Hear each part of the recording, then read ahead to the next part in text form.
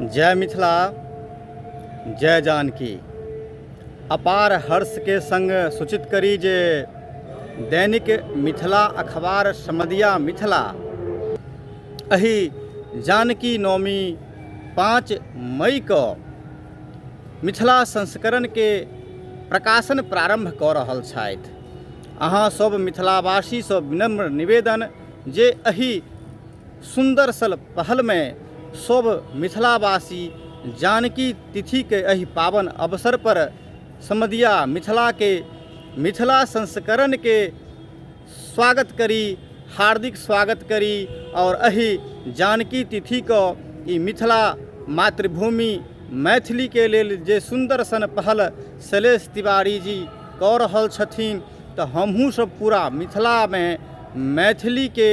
प्रचार प्रसार करे में, अपन जानकी के भाषा के प्रचार प्रसार करे में, अपन संस्कृति के, अपन सभ्यता के, अपन ऐतिहासिक धरोहर के, अपन समृद्धि मिथिला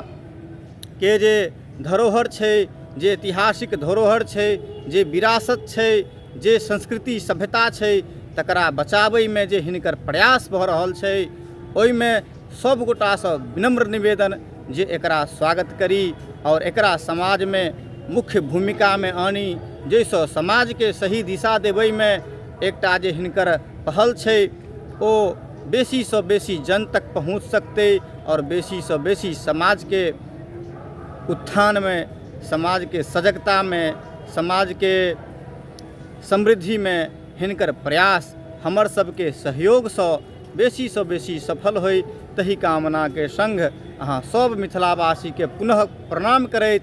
अपार हर्ष संग सूचित करी जे एही जानकी तिथि, जानकी नवमी को 5 मई को जे तिथि पड़ि रहल अछि, समदिया मिथिला के मिथिला संस्करण प्रकाशित होवे जा रहल अछि। जय मिथिला जय जानकी। हर हर महादेव, हर हर महादेव, हर हर महादेव।